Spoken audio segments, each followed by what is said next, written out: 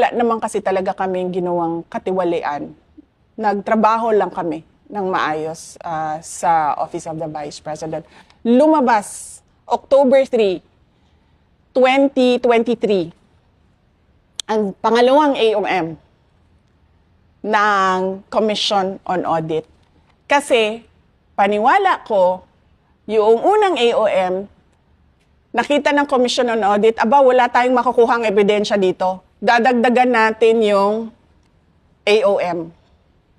Gagawin nating papahirapan natin sila na mag-comply ng documents. Bigay tayo ng isa pang AOM para may makuha tayong ebidensya.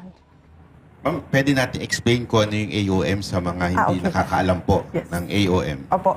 Ang AOM ay ito yung Audit Observation Memorandum na kung makikita nyo sa Office of the Vice President, lahat ng AOM namin, nasasagot namin. Kaya namin nakukuha yung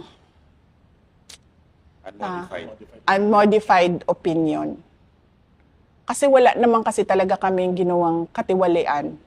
Nagtrabaho lang kami ng maayos sa Office of the Vice President.